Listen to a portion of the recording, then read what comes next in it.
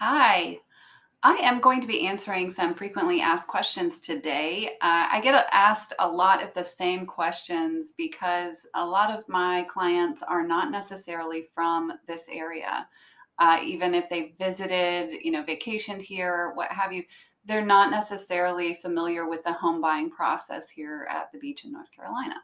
So I will be answering some frequently asked questions today, and I'm actually going to start a series where I will continue to answer these questions because it's a lot to put into one video. So today we will begin, and if you have any questions based on the answers to the questions, leave a comment below and I will get back to you.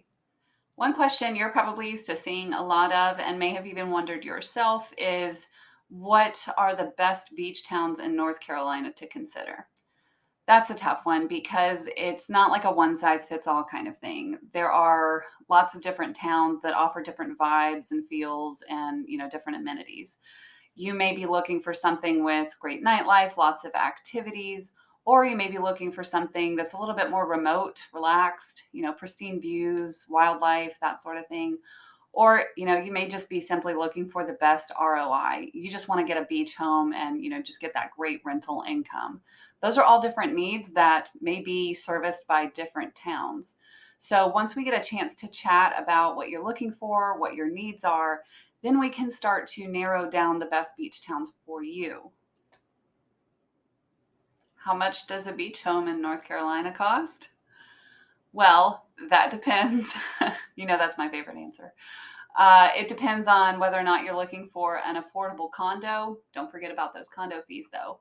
A beachfront home with loads of bedrooms for all of those family members, or an interior lot home that's a bit of a walk to the nearest beach access. That said, you're probably looking at spending in the neighborhood of around $300,000 up to millions to get what you want. The next question is, what factors should I consider when choosing a location for a beach house?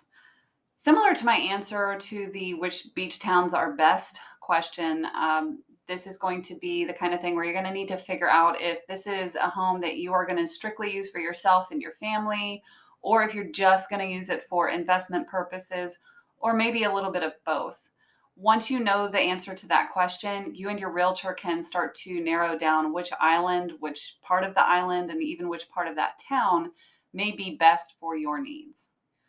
All right. The last question we have for today is, are there any specific permits or regulations that I need to be aware of when buying a beach house in North Carolina? And yes, there absolutely are. I'm so glad that you asked. So permits are required here at the coast, just like they are in many jurisdictions. However, they can be a little bit more strict here due to the higher winds and potential for flooding during storms and things. You'll need to consult with the local building department, whether that's the county or the town, for specifics like what you may need a permit for and what you can and cannot do, that sort of thing.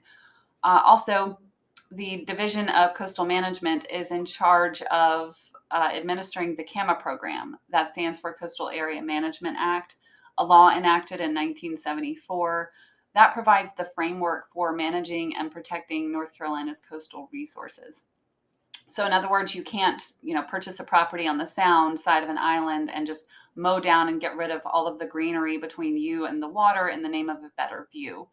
CAMA would require a DCM officer visit your site, make sure that you're not destroying the habitat of local wildlife or something before you can proceed with those plans. I have a lot of great resources for CAMA and other things in the description, so check those out and let me know if you have any questions. And thanks so much for listening today.